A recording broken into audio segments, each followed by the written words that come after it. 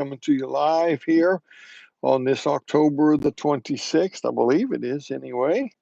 And quite exciting times happening. I've been at a meeting, my wife and I, for quite some time. We were since Sunday through Thursday night. We got back Friday afternoon, and this is Saturday.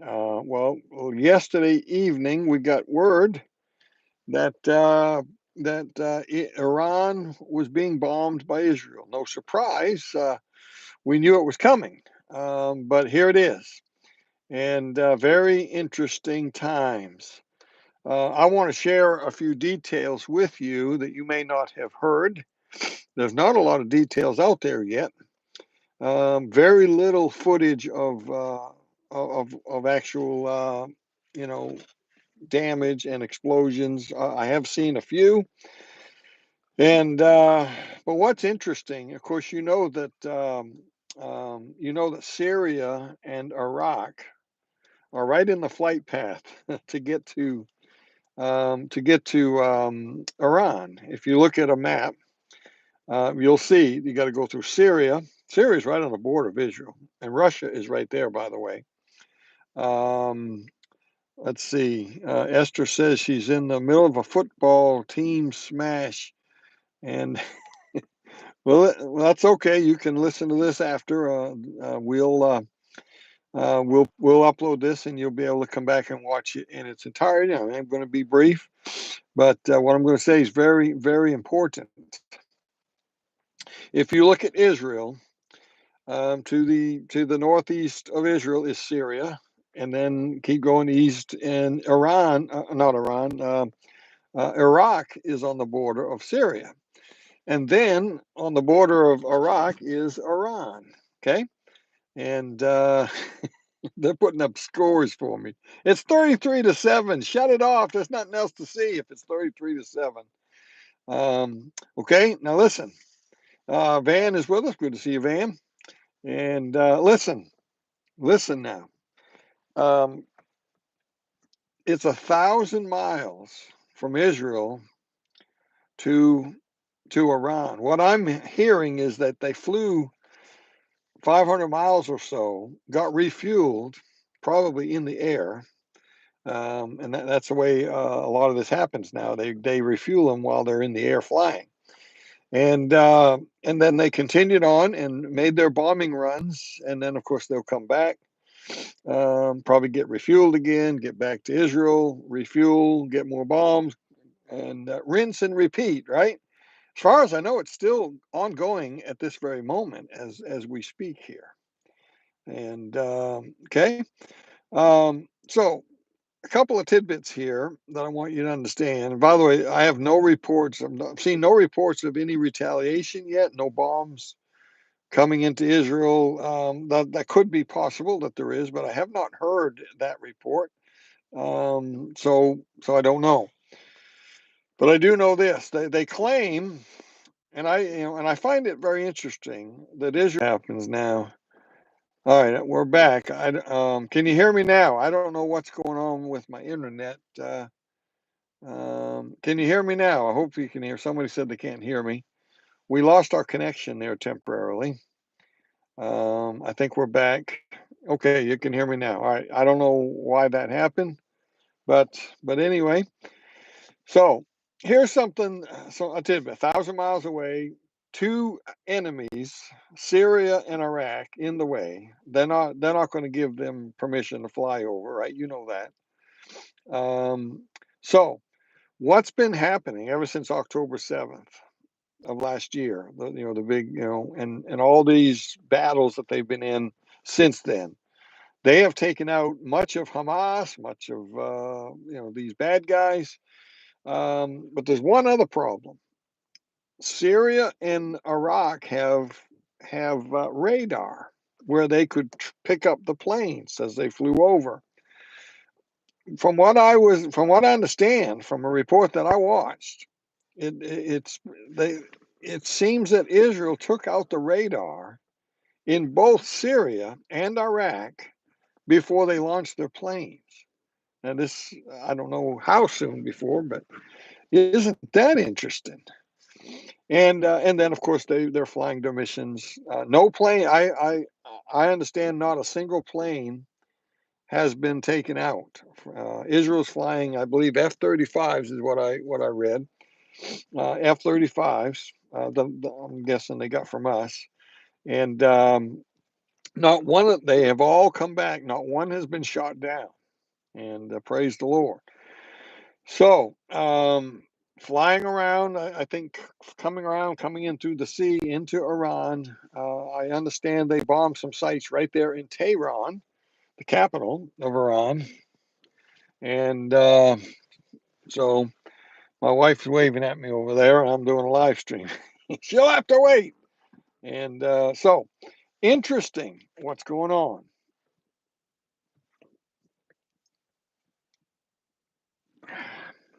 All right, so trying to give her sign language, but she's not getting it. Okay, so this could lead right into. Now, remember now, Russia has military ships, army, air force right there in Syria, right on the border of Israel, very close to the mountains of the north. That's right, the Golan Heights. And I have been saying for months, Doc and I both have been saying that Russia is getting ready to head to the Golan Heights to attack Israel. Iran is their ally, and right now Israel is attacking an ally of Russia, and they may feel that that's all they need for permission to go in. Okay, and if that happens, I'm telling you, if Russia comes down from the north, comes to the Golan Heights. That is the Ezekiel 38-39 war. They are going to be destroyed in the mountain there. God's going to do it, but God is most likely going to use somebody or some nation. I believe the Antichrist will be the person that takes it out. I believe the Antichrist will come on the scene, save Israel, save the world, and then be crowned all on the same day as the trumpet sounding to take us out of here. Now you remember that I said my date, my first guess for the rapture, if it's this year, and this is just a guess, I don't know when he's coming. I'm just saying if he's coming this year, my first guess is that he's coming on November 1st, just a week from now. So do you see the timing here? Do you see how very possible it is that we're out of here soon, and that the Lord's coming, and Ezekiel 38 is going to happen. The Antichrist be crowned. We're taken out, and the 7-year tribulation begins. Okay, these are interesting days, very interesting days. So fasten your seatbelt, get your food tray up and locked, get your seat up, and make sure your seatbelt is on because turbulence is coming, and we may be meeting the Lord in the clouds anytime now.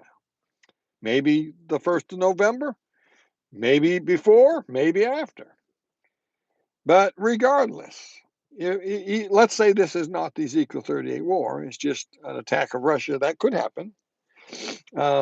Turbulence is coming either way. And by the way, a week and a few days away from the most important day in a long time, hundreds of years, election day. This isn't just about America. This election's going to have ramifications for the entire globe. Everybody's sitting on the edge of their seat waiting to see who's going to take power here in America. Anything could happen in the next week. Martial law could come. The election could be canceled. Anything could happen. And all right. So I may come back again in a little while. I don't know, but let's shut her off there. Israel's at war with Iran, bombing. They're telling the world what they're bombing, which makes no sense to me. Makes zero sense to me that you broadcast to your enemy and the world what sites you're going after. I mean that okay. All right. that's going on, you know, Syria, Iraq could even get involved because of the flyovers. And, who knows what's going Russia is in Syria. I mean, this could get ugly and ugly soon. So, did Israel need to attack Iran? A long time ago. Yes, yes. This needs to happen. Those thugs are enemies of the entire globe. And so, all right, we'll keep an eye on this stuff and make sure you're prayed up. Make sure you're ready for the rapture. Make sure you're ready to meet God. And it may be soon. It may be another year, maybe 2 years. Who knows? But it's coming and it's coming fast. It's a locomotive heading down a hill with no brakes, and it's just a matter of time. Um, I don't know what 124 News is. Um, and I don't know whose report that I watched. It was on YouTube. I watched a guy. He's an Israeli guy, and he gave me some interesting information. And hopefully it's true information. We're all just watching stuff. We have no firsthand information, obviously. We're not over there in Iran watching the bombs drop, right? So we're all at the mercy of different people telling us what's happening over there. Okay, so I don't know I-24. I don't know what that is. I don't know what it is I listen to. But he seemed like he had a good handle on it. It was not Amir. That's not who I'd listened to. But all right. So I thought I'd come on and share some of that with you. Feel free to share this. I'm telling you, what's important to you and I as believers and as prophecy people is where this could very easily hit. I've been saying this for more than a year. You know that ever since the Ukraine war, I've been telling you. Well, actually, before that, when Russia was in Syria, I was telling people. He made the statement a year or so ago that the Golan Heights belongs to Syria. Why would Mr. Putin say that? Because he's in Syria, and he plans to take the Golan Heights. Let me make this statement too, and I've said this before. If you've ever been to Israel, the Golan Heights, if you were on top of the Golan Heights, looking towards Israel, looking back over Israel, you can see almost all of Israel from that mountain. Can you imagine an enemy taking over that mountain, bringing in missiles? You know, Israel couldn't defend against something that close. You couldn't defend against them, cruise missiles and things like. You couldn't defend against that. I mean, it's right there. It'd be seconds for it. From the time you press the button, it'd be mere seconds, and it would hit its target. There'd be no way to defend against that. Israel cannot and will not allow anybody to take that mountain. Russia, America, don't matter who, it will not happen. And the Bible is very plain that Russia, the bear from the north, is going to try to take that, and they're going to be destroyed there. I mean, almost all of the army is going to be destroyed in that mountain. And the Bible says they're going to burn the weapons of war for 7 years. Isn't that an interesting tidbit in the book of Ezekiel? Why 7 years? Think about that. Hey, the tribulation just happens to be 7 years.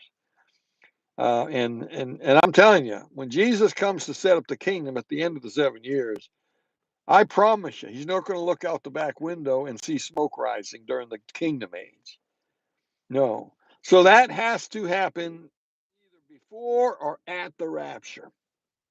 Okay? And I personally think all this is going to happen at and the rapture, the crowning of the Antichrist, Ezekiel, Russia destroyed, all on the same day. Okay, so that's a fact. 7 years, they're going to burn the weapons, and I don't know what these weapons are. It's something interesting here. I mean, we've got weapons we don't even know about. We've got unbelievable stuff. Russia probably does some too, but America. is leading the world with this stuff. We've got stuff that I've read that they're scared to test it. They don't know what it'll do. And somebody is going to wipe out Russia in the mountains. I believe that somebody is the one who's going to be crowned in Revelation 6 as the Antichrist. He's going to save the world. And boy, isn't it amazing what is happening in the time that you and I are living in right now? And it's possible that God does it, but I don't feel that that's what's going to happen, Van. I feel I feel that this is going to be warfare from a nation, and I believe that's what brings the Antichrist on the white horse in Revelation 6, 1 and 2, and where John is told to look. And he looks over the balcony, he sees a white horse and him that sat on him, and a crown was placed on his head. Why? Why is he on the white horse? Why is he crowned at that particular moment? He's just come back from a battle. I think the Ezekiel 38 battle. And I'm not saying he was personally there. He orchestrated it maybe from Washington, D.C., or maybe the mountain in Colorado Springs, where the mountain inside the mountain. Okay, so a lot to think on here. Okay, so keep an eye on what's going on. Keep an eye on your prophecy clock. The old timers always said, you want to know where we are in God's prophetic clock? Look at Israel.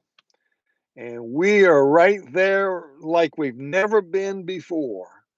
The Ezekiel 38 war is you can almost reach out and touch it. It's that close. All right. I've been saying for months now that it's coming. We could be days, hours, a week, or longer from that war. Okay. All right. I'll get off here and shut up. And God bless everybody. And pray for the peace of Jerusalem. Right. All right. God bless.